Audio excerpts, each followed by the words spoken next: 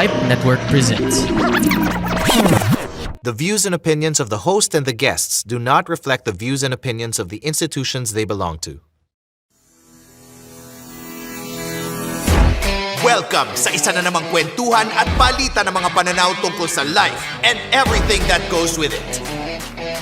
Dito sa Kwentuhang Pilosopo with Sir Ice. Layunin ng show na ito na gawing bahagi ng pang-araw-araw na buhay ng karaniwang tao, ang gawain ng pagmumuni at pamimilosopiya. Kaya let's go mga peeps, it's Muni Muni time! This episode is brought to you by Malufet Patisserie. Kung gusto niyo ng masarap na personalized cakes, pastries, and others, visit Malufet Patisserie in Quezon City. You can message them at facebook.com/malufetpatisserie. Details in the description below. Alright. Hello mga Philo Peeps. No, it's been a minute since we had our last episode. No? And I am very excited, very pleased to announce and to show you, no, na meron tayong bagong episode ngayong araw, no, na pwede niyong pakinggan, pagmunihan kapag kayo nagmamaneho o nakikinig lamang sa inyong mga cellphones, no, through your earphones, ganyan. No? And ang ating guest ngayon ay medyo sabihin na nating out of the box, no? Dating sa usually pinag-uusapan sa larangan ng filosofiya, no? She is actually a professional bodybuilder and sumasali rin siya sa mga competition na may kinalaman sa bodybuilding and fitness. No? She's from Cebu and also from the States. No? Half and half daw, sabi niya sa akin kanina. And I'm very, very happy and pleased. Welcome to our show, Miss Candiz Gayle de Guzman. Hi, Thank Candiz. you. Hello, Sir I. Thank you for having me here on your show. So, Candiz, siguro for those who may not know you, although nakita ko naman sa Instagram mo dahil sinend sa akin yung link ng aking producer na medyo marami ka palang followers. No? So, for those who don't know you that well, no? Siguro konting background, no, sa iyong personal na buhay, no? Sino ka ba? Saan ka ba galing? Anong nangyari sa buhay? Yan. Medyo, so let me start where I was born. I was born and raised in Cebu City until high school, and then I moved to New Jersey because my mom wanted me to study college there. So when I moved there when I was 16, then na ako nag-take up ng occupational therapy. But before that, fun fact, nag-nursing muna ako. Alam mo naman. Basta Filipino families, gusto nila nursing yung course, diba? But unfortunately, the course was not for me. My heart was not really there. So I went to work in a rehab facility. So this rehab is basically where you have your PTs, OTs, and speech therapists. So nag-fall in love ako sa exercising as rehabilitation for older adults after, hospitalization. So I went into OT school in upstate New York. So my first love for fitness is there sa aking occupation talaga. So when I became an OT, I worked in New Jersey and also in New York for 10, 11 years. So equivalent years na andun ako sa States po, mga 20 years po. So I was there for 20 years and eventually when I got pregnant, I needed a change of lifestyle and of course environment for my child. Also being away from the rest of my family, dinala ko siya here to Cebu. And I said, let me try to raise him the way I was raised as well. The Filipino culture and everything. Although the opportunity is also there in the States, but also my family, the rest of my family is here in the Philippines. So I wanted him to meet, my family. So nung andun na kami sa Cebu, I started not really losing my skill as a therapist, but it was a whole different shift kasi I went into business with my dad. Okay. So Anong parang business? sobrang, sobrang different po ng what I've known. Yung business po namin is fire protection services. So Hmm, had to do that with marketing and also sales and business admin din po talaga. So even though yung background ko nasa healthcare po, I had to learn the mm. business side of things. So yun, turo na lang ng dad ko. And then promise ko po sa sarili ko na I'm also gonna continue working out while I'm here. Kasi po, when I was in the States, I didn't have that much time. Kasi alam niyo naman po yung buhay doon. When you don't have much help and you're raising a child, parang hirap i-balance yung work, life, Mm. time Totoo. management po. Mm. So, I kind of lost myself in between when I was there because I was working 2 to 3 jobs and COVID happened. Had the child. Oh. I didn't have. I actually asked my husband if I could stay at home. I can focus on our Mm. child kasi natatakot po kasi ako with everything that was going on. So talagang walang time. Walang time to work out. Walang time to ano. So yun po yung quick brief background from my life, moving there, being there, and then coming back at home. Yeah. Yes. Medyo interesting sa akin yung trabaho mo na occupational therapist, no? Mm-hmm. Usually ba, you deal with what kind of patients? Mga elderly ba yan o mga sports injuries? Anong blend yan? Yeah, so yung area ko po is geriatrics, which is the older population, older adults. So yung setting po namin is subacute, which is the step down from acute care, which is the hospital. So after ng hospitalization nila, they go to a facility like a skilled nursing facility. Sabihin natin nagka-stroke sila. Tapos na yung care nila Mm. sa hospital. So they go to our facility for X number of days to get rehabilitated. So ganyan po. Oh. Meron ka Yes. bang And memorable patient dyan na parang medyo proud ka na ikaw yung nag-handle sa kanya tapos you saw her recovery na hindi siya sumuko or meron ka bang memorable marami na po, ganun? Sir Ice. And I think that's one of the reasons why I love my job as a therapist because it's so rewarding to see your patients progress, starting from being dependent to being max assist, which is you give them 75 to 100% assistance. Then slowly progressing to moderate assistance, to minimal assistance. Hanggang nagiging supervision nila sila too close to modified independence. Pag sinabi natin modified independence, kahit na po may walker sila or cane, pero at least nakaya, Kaya nakaya nila. nila. Yes. So, majority nun, stroke patients talaga. Yung Mm. area ko, therapy, yun yung, kumbaga, forte ko. And I take pride Yeah. dun sa area na yan. Mhm. Sobra akong, personally, when I imagine myself being in that kind of a situation, kanya, knock on wood, no?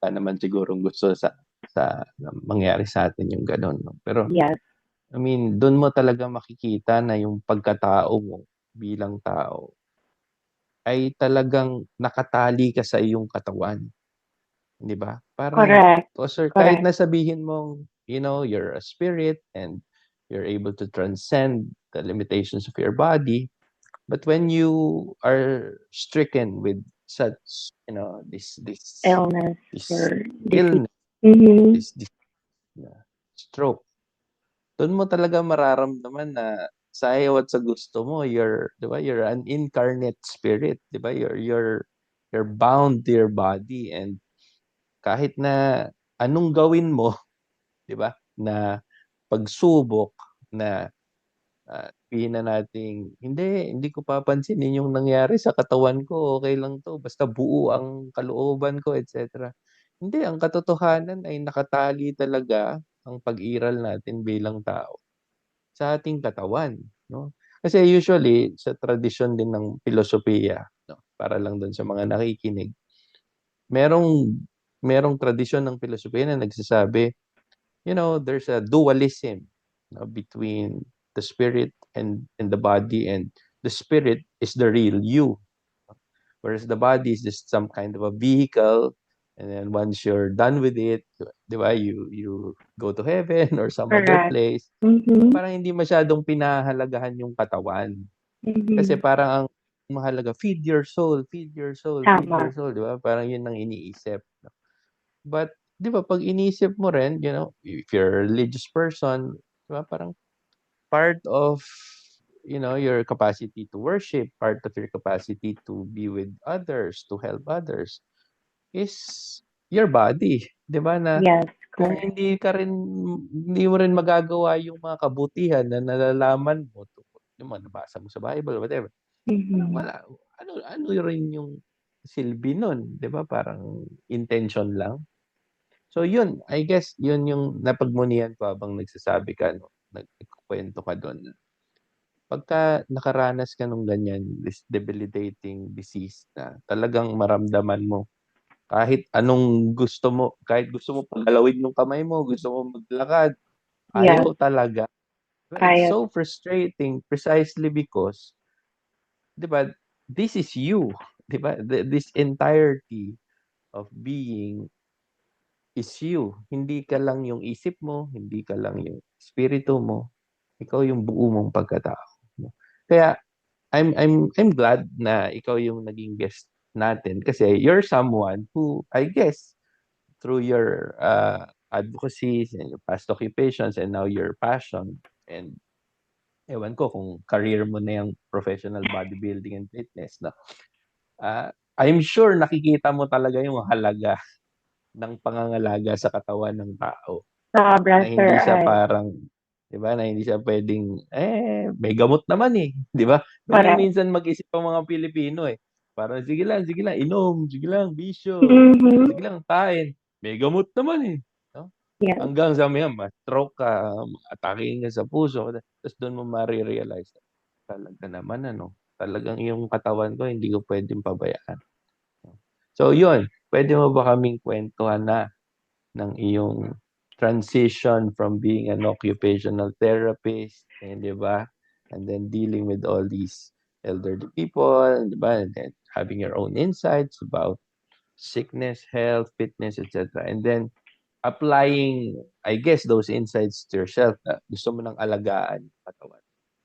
Yes, sir, ay. So, talaga, of course, when you mention also about, others like not really abusing their body, but we kind of like, parang, we don't take it, parang it's not important at the moment talaga. And I think each one of us, dumadaan tayo sa stage na ganun.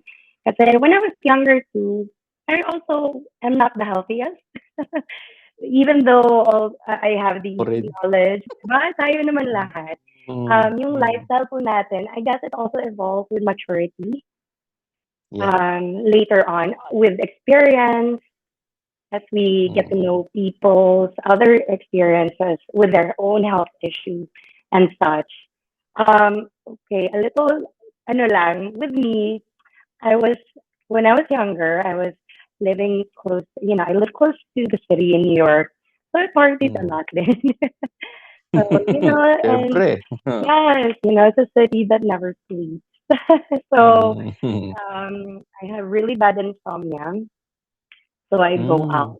And yung tendency ko po kasi to, fix that insomnia, it was not really through medication or through like, even though, yung mga natural remedies, it was through drinking din. So I partied a lot.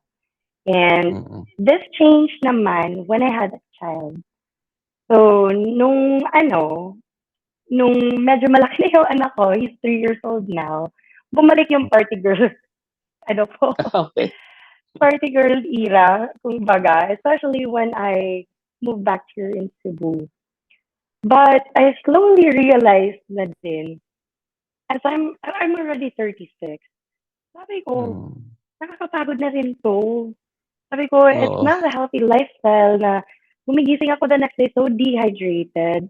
I was breaking out. I had hormonal issues. And my insomnia was worse. So much worse. Hmm. Sabi ko sa sarili ko, I need to make a change. I need to, you know, fix my routine. Ang galing kong magsabi sa family ko or my patients na, you have to exercise, you have to eat healthy. And why am I not practicing it with myself? Ma So parang self-reflection din one time na sa sobrang kalasingan ko, hindi ako maka-function the next day. Sabi Oh, ko, I'm a mom. I should not be doing this. So, tama. sabi oo. Although, nag-workout din ako noon, sir. Believe it or not, kahit may hangover ako, nag-workout ako. Pero, not to my maximum potential. So, sabi ko Mm. sa sarili ko, okay, let's make that change. Let's, you know, turn this 360. So, sabi ko sa sarili ko, if I'm gonna do this, I need somebody to push me. Because hindi ko kaya. Mm. So, ako myself as a therapist, ako yung nag-guide ng patients ko. Di ba Mm. po? So, sabi ko sa Mm. sarili ko, I need somebody to guide me. So, then I Yeah. asked for a coach.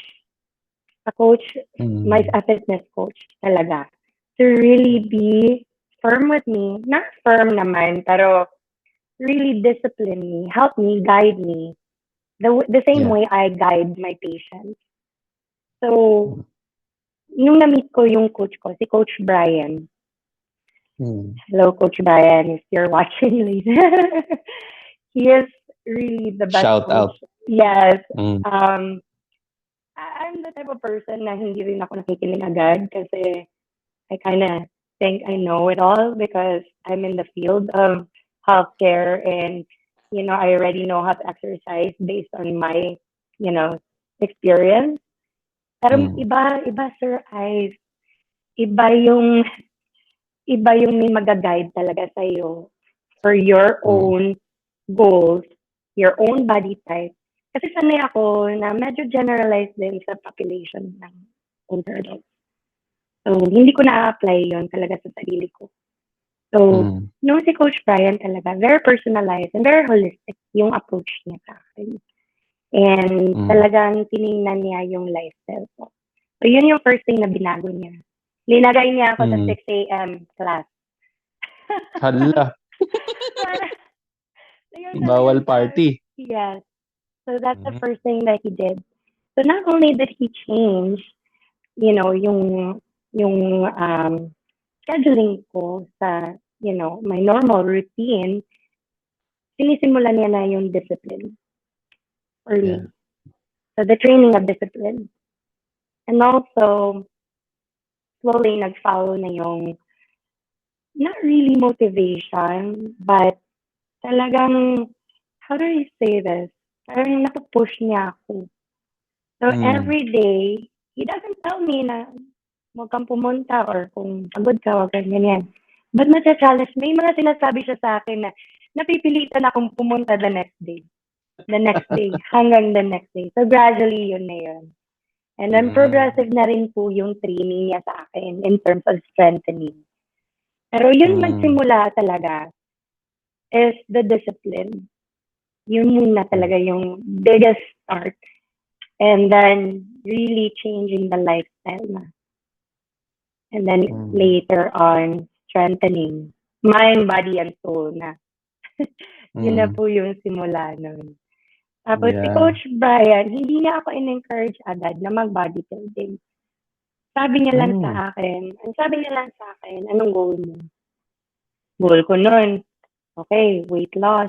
Diba? Kasi I'm a mom. I Mm. was like, I was okay, but I was, may goal din talaga ako to like be skinny. Not really thinking na it's better to be strong than skinny. Mm. Kasi mas healthy po tayo. Pag strong tayo. Yes, Right. yes. Mm. So, one day, pumunta ako sa gym namin. Ang sabi ni coach, gusto mo bang mag-try ng bodybuilding? Sabi niya, feeling ko ready ka na. Sabi ko, I don't think I'm ready. Sarap kumain eh. Sabi ko, Oh. yun pa, yung diet, Sir Ice, yung diet, isang area pa yun. Talaga, Ah, sa discipline. Isang area ah. talaga yun. Sabi ko sa kanya, sige coach, pag ready na ako, sasabihin ko sa'yo. Kasi right now, my heart is not 100% ready to fully commit into a strict training, strict diet. Sa routine, Mm. Nandyan na ako. Yeah. Pero yung sa diet na Diyos, sir, mahirap. Give up ko na po yung Oo. pag-gimik. Nag-give up po ako ng Oo. alcohol. Pero sabi ko sa diet, paano naman yung mga masarap na Ano pa, kinakain. may mga lechon-lechon dyan. Sir, syempre dito sa Cebu, ang daming seafood, ang daming lechon. So, Mm. pero one day, sabi ko sa sarili ko, parang gusto ko i-challenge na yung self ko. Bago ako mag-40, parang gusto kong masubukang, sige, na-try ko yung bodybuilding. So, Mm. sabi ko kay Coach Ryan, Coach, ready na ako. Sure ka? Mm. Okay. So, yun, nag-layout na po kami. So, yung competition po, Sir Ice, na ginoinan ko recently, which is the NBA Universe, which is Natural Bodybuilding Australia Universe, last November. Nag-prep po Yeah. ako August. Hala, Yes, Sir Ice. 3 months lang? 3 months po. Wow. Yes, Ano sir. yun? Sobrang everyday yung training, gano'n? Every day, 6 days a week. Tapos, minsan po, twice a day. So, yun yung commitment na hinahanap ng coach ko po. So, binigay ko po Mm. lahat. Mind, body, and soul. So, Yeah.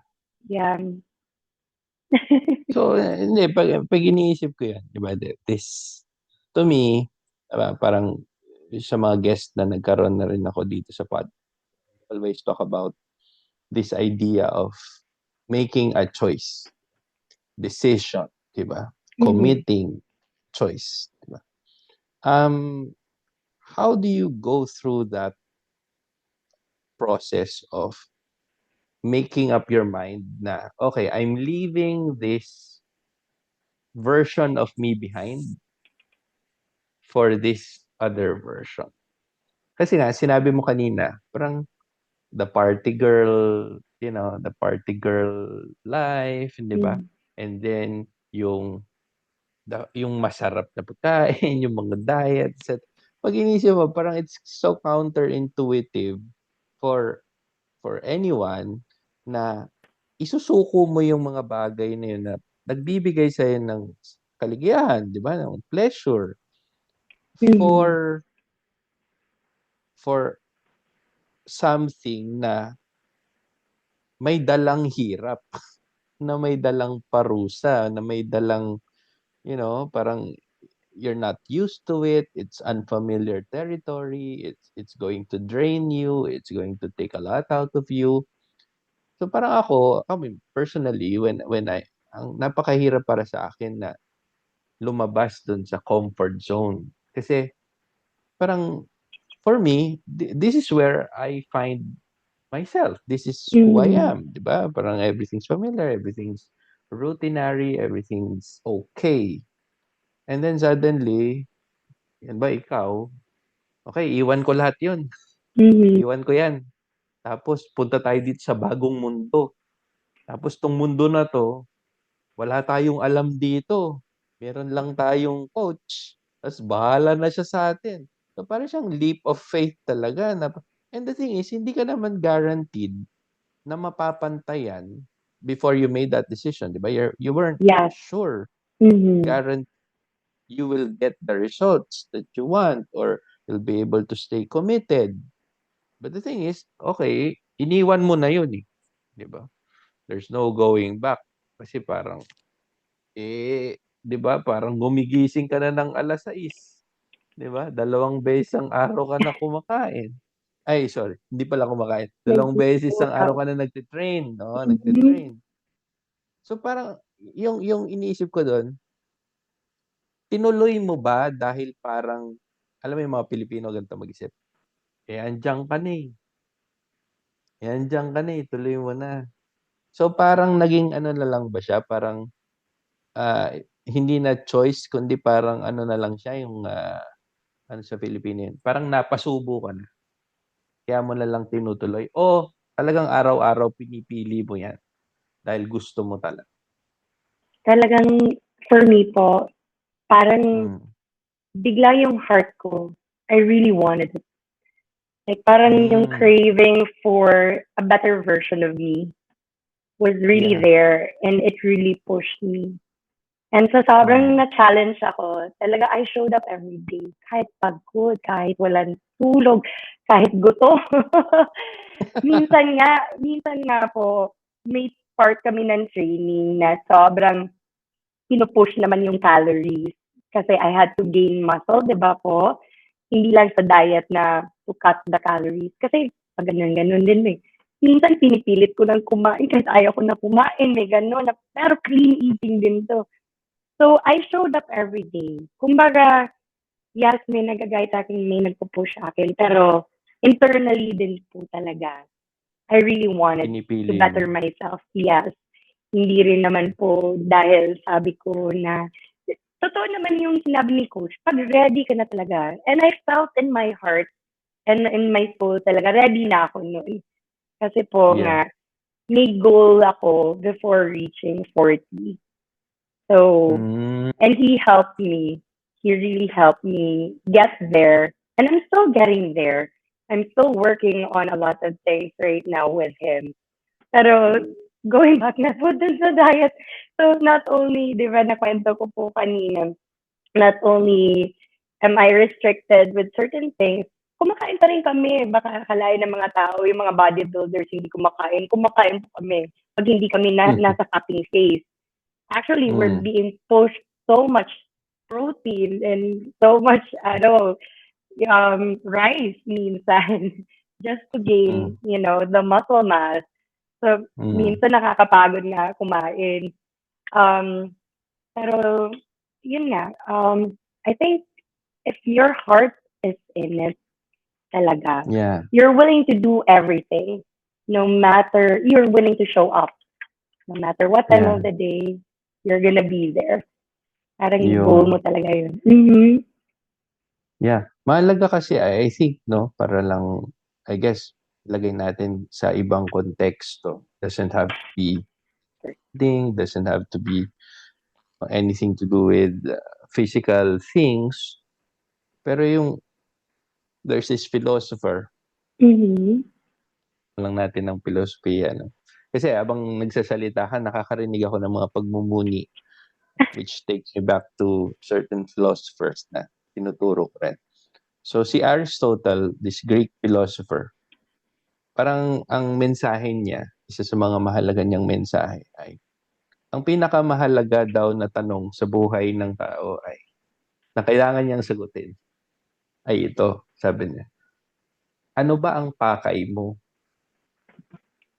Ano ba ang pakay mo sa buhay mo? Di ba? Ano ba ang pakay mo? What's your goal? No, in Greek, the word for goal is telos. What Mm-hmm. is your telos? And in his book, The Nicomachean Ethics, sabi niya, well, every person desires to be happy. Pero yung happiness na pinag-uusapan ni Aristotle doon ay hindi yung usual na pagkaunawan at sa happiness na Mm-hmm. party-party, masaya, Mm-hmm. happy mood. Yes. No? Ang sabi niya, yung happiness na tinutukoy dito ay, sa wikang Grego ay eudaimonia or human flourishing. Beautiful. Sa Filipino, pagtubo, pagyabong, paglago ng sarili. Mm-hmm. Right? Growth, basically. Di ba? Growth, exactly. Self-growth. Growth, di ba? Mm-hmm. So, lahat ng tao, sabi niya, yan ang ultimate desire ng lahat ng tao.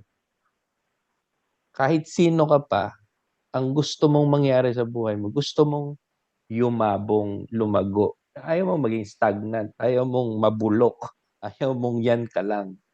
You want to be, sabi mo nga kanina, you want to be a better version of yourself. At each point in your life, di ba, you're always running after better you, right?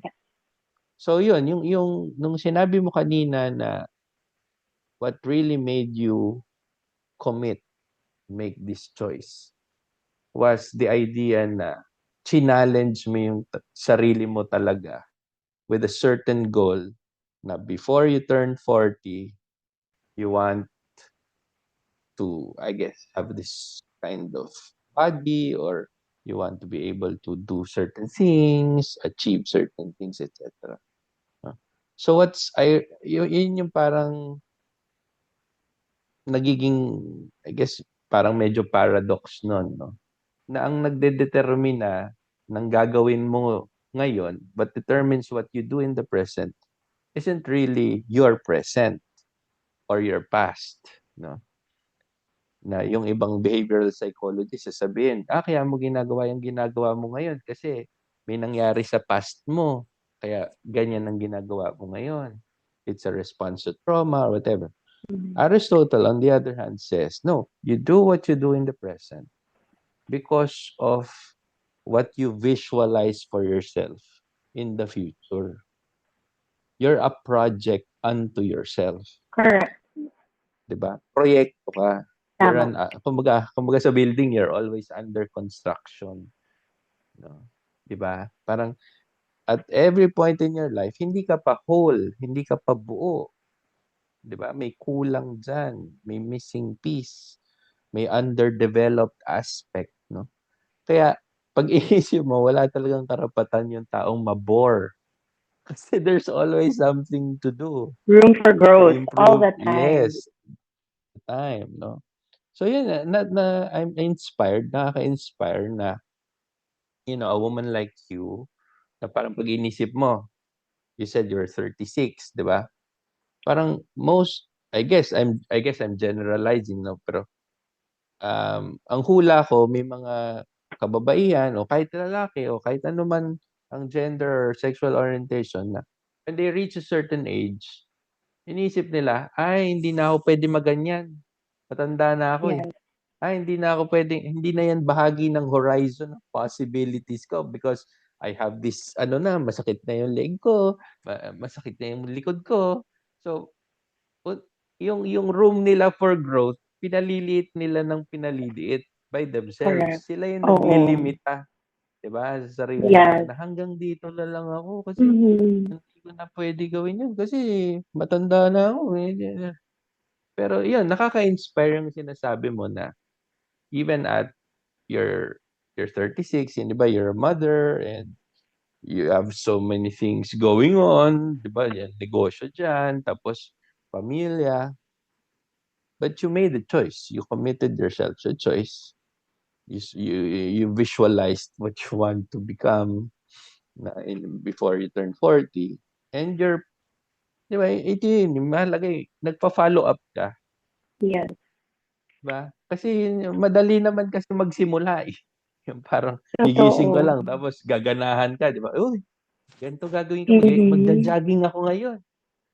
Ang mahirap dun, yung kinabukasan The eh. consistency po. Mauulit mo ba yun? Yes. Habit, 'di ba? Yun rin ang Correct. sinasabi ni Correct. Aristotle, 'di ba? Mm-hmm. Your character is really built on habit. Right? Mm-hmm. So ikaw, yun yung tanong ko, I guess at this point in our conversation. How do you maintain this habit? 'Di ba? I'm sure you have bad days, 'di ba? Oh, I yes. don't wanna Meron po. train. No, I Meron. deserve to rest. So how do you, 'di ba? How do you deal with those days?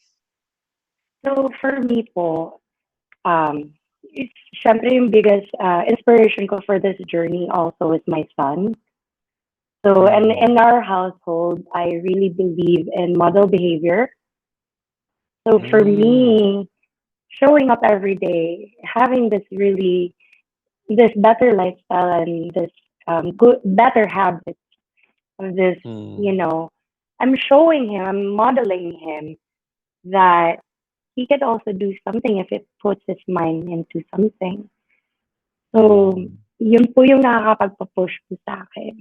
And He always looks at me like, "Oh, mama, you're going out? You're going to the gym?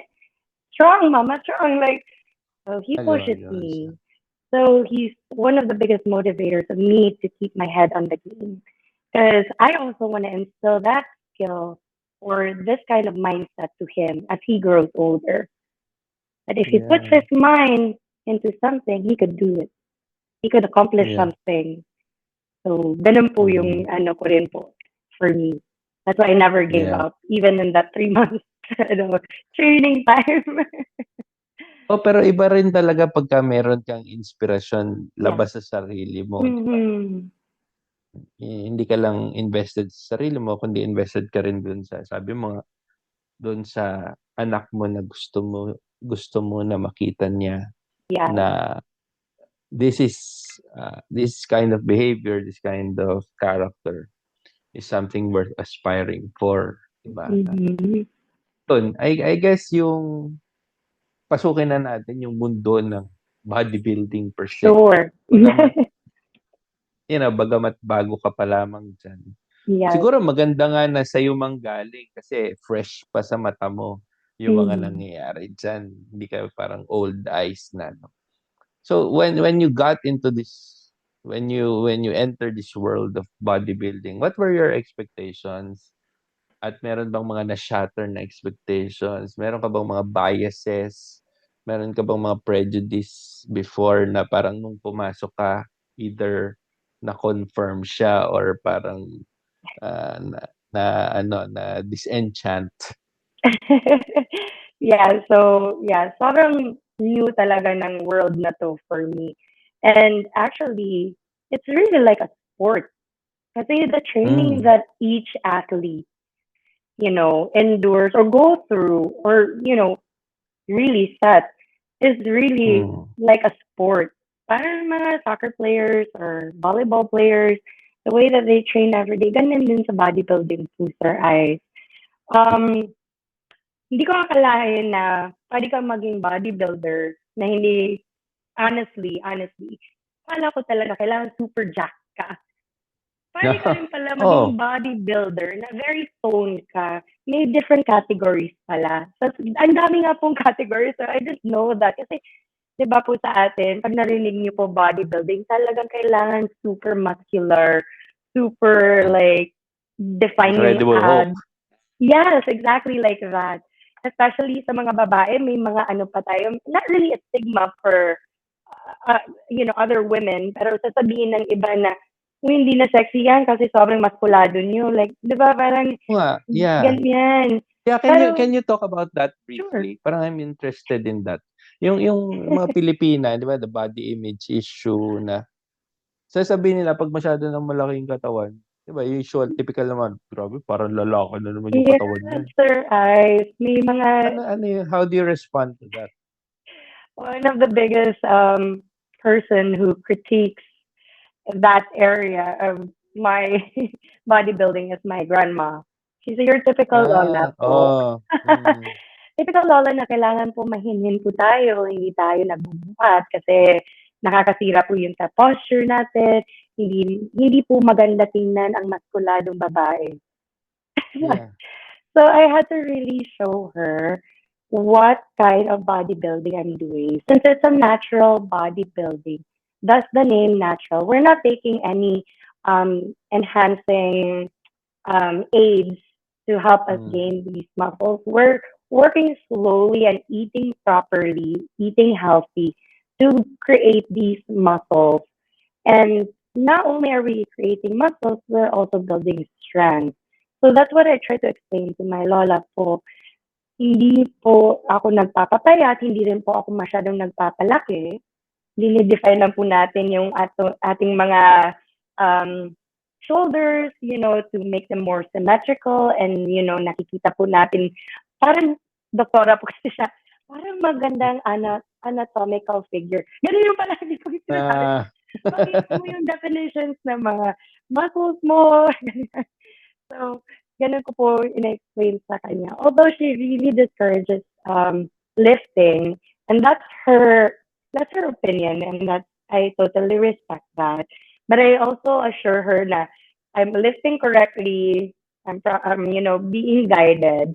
But ito po yung gusto kong sabihin din sa iba na, being muscular doesn't mean you're less of a woman when you have muscle.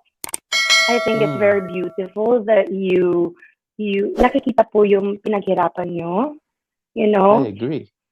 Sa isang tao po, maybe gusto nila yung konting tone, mas gusto pa nila more muscular, and that's their own preference. And, we respect that. There are other, bodybuilders who also take enhancers talaga, Yeah. and we're open to that. We call ourselves natty, yung mga natural athletes na just go through the slower process. But we meet other athletes who are enhanced, and that's okay, and that's their preference. Beauty is defined in, oneself. Like, diba? It's the way It is you in the see eye and of the project. beholder. Yes, correct. How you project yourself as well. So we don't Mm. really have to judge somebody's physique through how muscular or not muscular they are. Diba? Yeah. So yun po yung take ko doon in terms of a woman in Yeah. here, especially in our culture, na mata ng especially our mga lola, lolo, aunties, na mga medyo older na po kasi hindi po nakasanayan yung ganito pong physique. Yeah. Mhm. Yun ang mga how do you respond to those criticisms naman na ay yung mga masyadong into fitness and weights, etc. Ang tingin nila parang, ay, mga narcissists yan. Hindi, di ba may ganun? Yes po, pero Sabihin, mahal nila sarili nila. Parang puro sarili iniisip, puro katawan. Parang gandang-ganda sila sa sarili. Lagi sila katingin sa nakaharap sa salamin. salamin po, yes. Totoo naman po yung Conscious na area na conscious. yun. na Oh. So how nakatingin do you, kami. Mhm. Yes, pero sir. tama ba, sa tingin mo ba tama yun na parang it's narcissism na parang you're so in love with yourself? Ganun ba yun? For me, sir, personally, I look at the mirror a lot, and my fellow gym mates do the same. The reason why I think we do this, and for me, yung main reason ko is Yeah. I see the development of each body part kung nasa-target ko. And am I within the time frame na tinitrain ko? So, sa iba, pag nakatingin ka from the outside, looking at us, looking in the mirror all the time, na parang, ang yabang nga tingnan. Pero hindi nila alam po, we look at our progress. We slowly look at saan kami kulang, yung anong muscle mass pang kailangan namin, anong area of our body kailangan pa namin i-work on. So, personally, ganun ako. And that's what I see with my fellow gym mates as well. And I think other athletes are the same way. Pag nag-flex, doon mo rin kasi malalaman kung meron ka ng muscles po eh. So, hindi naman po sa pagyayabang, but we have to do it. Kasi on stage po, we don't have the mirror. We don't have the mirror. Oh, we we have to learn to flex and pose and hit the different mandatory poses na tinitingnan ng mga judges without looking in the mirror. So, kailangan nagiging natural sa amin yun. So, inisip ko yun, parang, di ba, parang, ano ba yun? Kunyari, magpo-post ka. Hindi ko alam kasi hindi naman ako familiar dun sa mundo ng bodybuilding. Although, parang napanood ko yata yung sa Netflix, yung documentary ni Arnold Schwarzenegger. yes. Anyway, so, pero yung ganon, yung post, sabi nila parang, apparently, mahirap pala yun. Kasi parang, pag hindi mo naman alam yung pinapanood mo, parang, uy, gumanon lang siya eh. Di ba, parang, ganon lang siya. Hulk Hogan. Di ba, parang, pero apparently, parang mahirap pala yun gawin. Sobra, sir. Kasi parang may mga pinupweras na may mga twist para ma-highlight Ma-flex. yung Yeah. particular So, yung paano ba yun? So, Pwede mo ba kami bigyan ng mabilis na, for curiosity's sake, 'di ba? Parang sure, quick, quick, parang about quick posting, guide highlight. Yes, about posing, 'di ba? At paano yun ginagawa at bakit mahirap yun? yes. So, again, Sir Ice, diba, bago ako sa bodybuilding. So, everything is new for me. 2 months out into the competition, dun pala ako kumuha ng posing coach. So, iba rin yung posing Iba coach pa sa yun. training coach. Yes, correct. Iba pa pala yun. Iba Okay. coach, this is a whole different area. Sa mga babae, Sir Ice, we have to be graceful on stage while flexing. So, di ba parang ang hirap? Paano ka magiging graceful on stage while flexing your muscles? Ang kailangan mong gawin pa dun is to smile while pushing your breathing out while smiling. Kasi you're holding your position. So, talaga, Sir Ice, pag on stage ka or you're very close to stage, ang maririnig mo para kaming mga ahas. Kasi po, sa breathing po namin while smiling, ganun po kami while flexing. Para tumigas yung mga, yung shoulders namin, yung biceps and triceps, yung quads. Pag nag-hold kami ng front position, kami nakasmile, pero yung hininga namin na lumalabas sa teeth namin. Mahirap. Sobrang hirap. So, 2 months po ako posing training. Sabi talaga ng posing coach ko, nag-worry siya. And shout out to Coach Sharla for, being so patient with me. She also competed with NBA and also, I believe IFBB that she competed.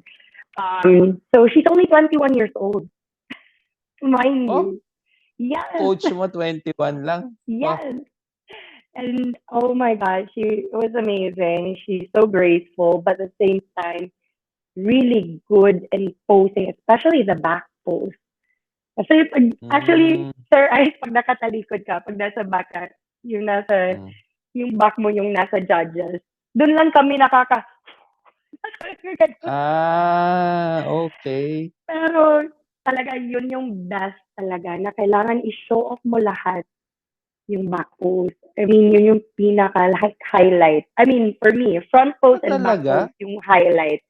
Tapos, hindi ka pa pwede pawisan yan. Dapat effortless talaga. Kahit naninigas ka na pag-flex. Teka lang, bawal pawisan? Yes, kasi parang nakakat yung points mo. Pag pinawisan ka? Yes, on stage. Kailangan talaga effortless. Graceful, effortless. And parang yung mga napapanood ko, parang yung mga lalaki, parang pinapawisan sila. Shiny na lang po kami because of the tanning. Oo nga, di ba? May pinapahid, di ba? Na parang Opo. pa-highlight, I guess, ng mga cuts, di ba? So, hindi ko alam na parang meron palang minus points pag pinawisan. Opo. Nalaman ko lang din yun. So, yung posing coach ko, sabi niya talaga sa akin, 2 months tayo before your competition. Sabi niya, you gotta work extra hard. Sabi ko, yes, I'm gonna work double time. Talaga nag-double time ako. Kahit nasa mall ako, escalator, nasa grocery. Yes, nagpo-post po ako. Tapos talagang, kasi kailangan ko. Isip ng mga tao doon. Oo, wala na talaga. Pag hawak mo yung grocery basket na nandito. Talagang, at ang pinapractice ko talaga is melon. Oo. Tsaka yung breathing. Yung pag-hold talaga sa breathing. Kasi minsan po, pag nasa stage ka, andun kayo, hina-hold mo hanggat matapos yung mga iba't ibang athletes. Di ba po? So, talagang naka-hold ka the whole time. So, anytime na mag-relax ka, off point din yun. So, Teka lang, wait. So, nakahilera kayo. Yes. Tapos isa-isa kayong pupunta sa gitna. Correct. Tapos habang kunyari, lima kayo. Dapat the whole time hanggang matapos yung lahat ng 5, nakaganon lang kayo. Yes. Nakatigas lang katawan nyo. Yes, correct. Naka-front pose or side, talagang front pose. Hirap pa sa And binibining Pilipinas yan. pero ay naka-heels din po kami sa mga babae. At least sa mga lalaki po, pwede sila magpaa. Kami mga Bakit babae. nga? Double standard yan, ah. Grabe sexy Po. yan, ah. So, parang ang Yeah. hirap din po. Yun, I had to learn how to walk, learn how to pose, learn how to breathe while posing and flexing. So that was a really big challenge. Training, I would say, was 80%, of work. So 20% talaga is posing. Pero yung 20% na yun, ang feeling ko 80% for me. Kasi everything is so new. So, but Oo nga. again, I had really good coaches and my teammates also, pag nagtatanong ako sa kanya, like, tama ba to? Nakikita mo ba? Talagang tinuturuan niya rin ako. So, the community I was surrounded with was very helpful for a newbie like me. Parang everyone was Mm. guiding me along the way because they also had, their chance and their experiences through natural bodybuilding. So, parang ang sarap din ng support na nakuha ko from our gym community because everyone Yeah. was willing to give a helping hand from finding suits, kasi iba pa yung competition suits. Sir, ay, sa lalaki, madali lang. Shorts, trunks, pwede na. Yun Sa lang. mga No. babae, kailangan po namin yung bikini or one piece na nag-highlight po ng mga areas po namin like sa likod na Ah, open, tsaka po hindi rin po masyadong raunchy, I should, di ba? Kailangan, ano pa rin, um, elegant. elegant and sporty and, not too sexy in a way. Sexy, but not too extreme naman po. Kasi it's Yeah. not really just showcase. You're showcasing your body, but in a very classy way. Yeah. Kumbaga. Mm. Mhm. Yun ang So, mahirap kailangan yan. maghanap ng mga suits na appropriate na may tamang Ano bling. yun? Pinapagawa mo? Pinapagawa nyo pa yun? O parang Opo, yes. made to order, ganun.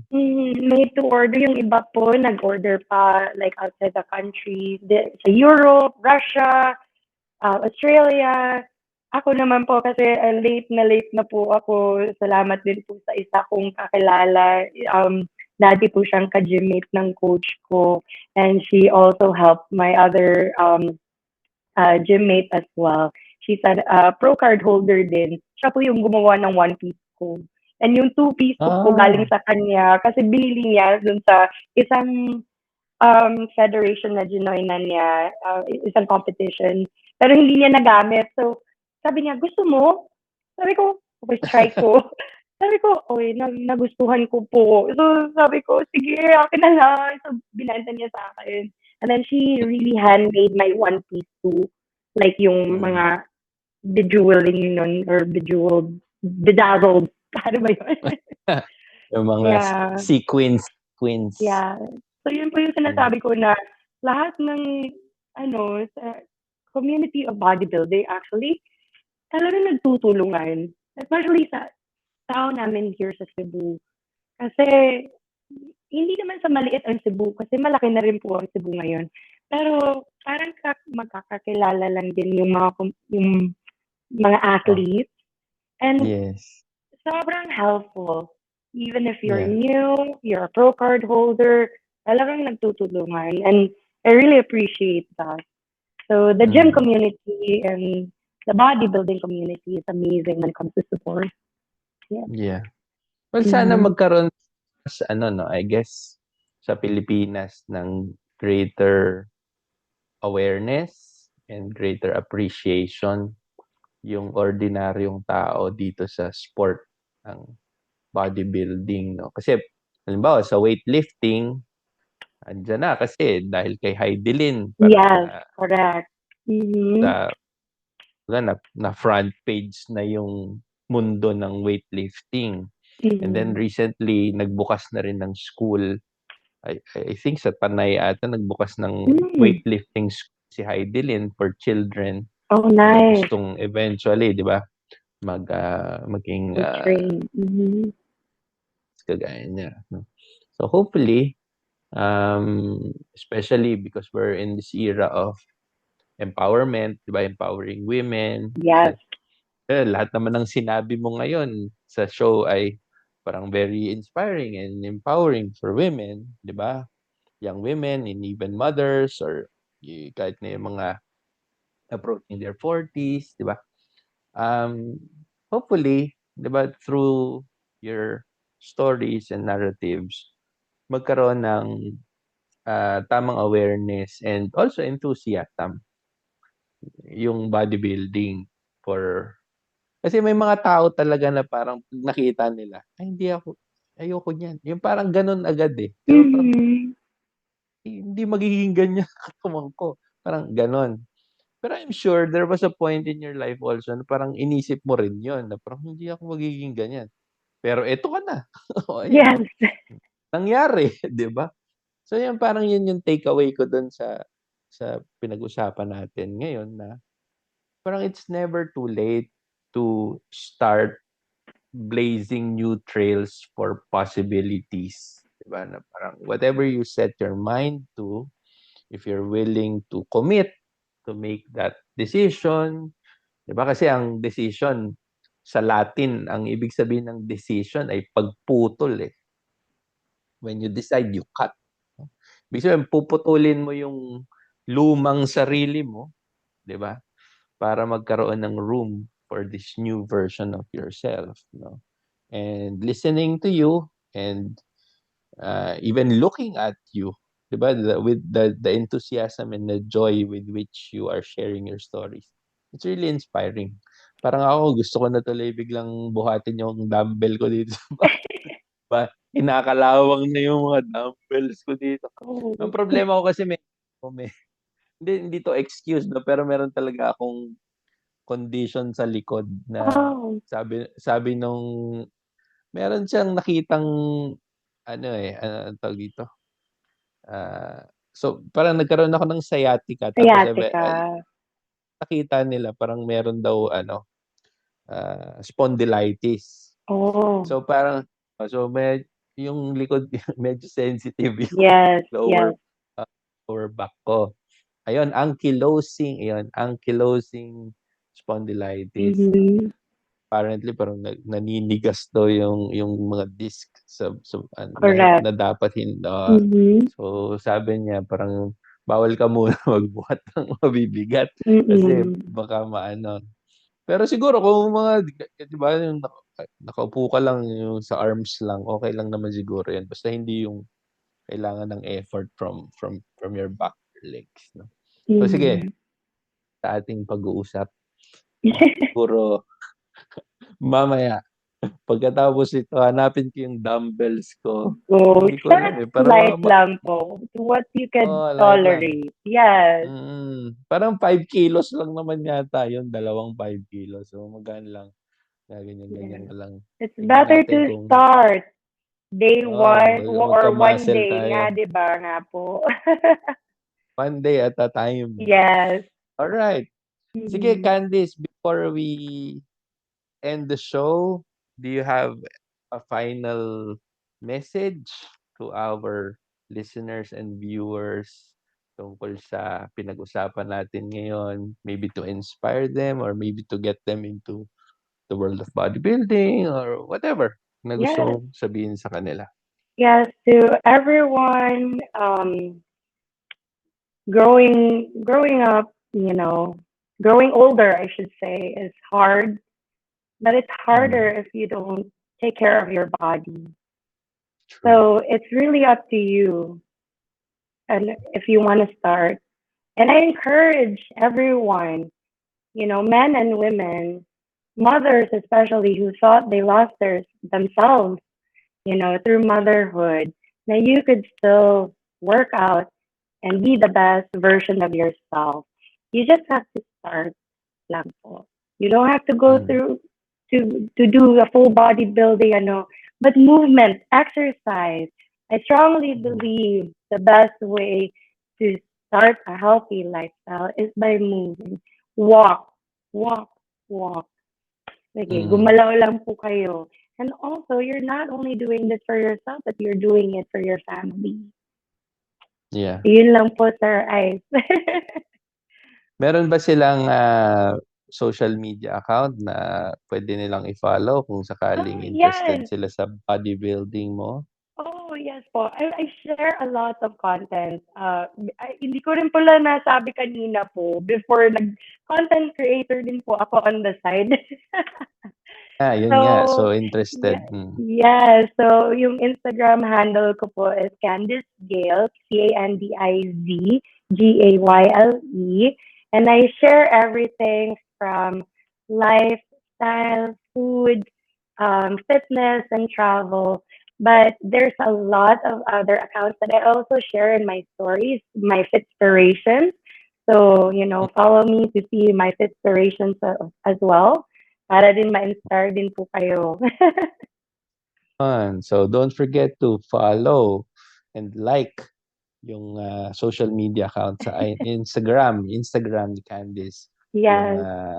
Candiz Gayle. No? All right. Yes, sir. So, we have come to the end of the show.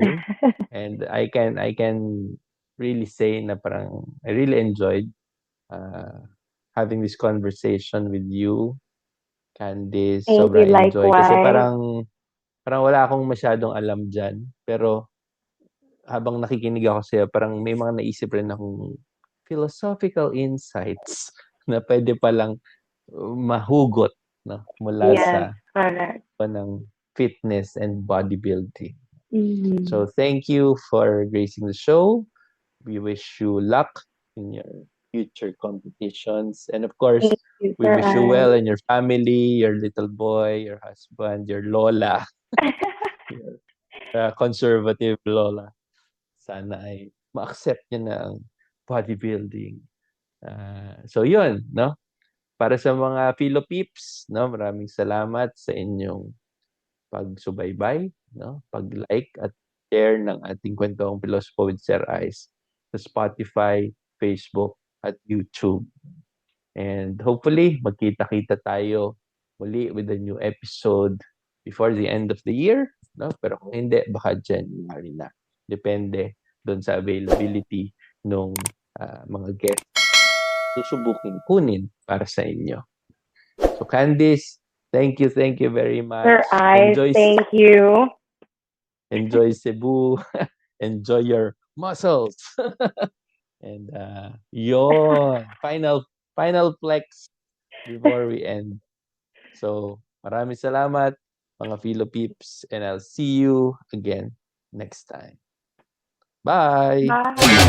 Ang Kwentuhang Pilosopo with Sir Ice ay produced ni Johan Arceo, Joanna Esquivias, Ryan Anthony Racela, at Cholo Sediare. Executive produced ni GP Abrahano, Drean Deocampo, at YB Wesley. Boses sa intro ni Jonah Pakula, at special participation ni Rene Liboro. Ang Kwentuhang Pilosopo with Sir Ice ay isang original mula sa Pipe Network. Pipe Network presents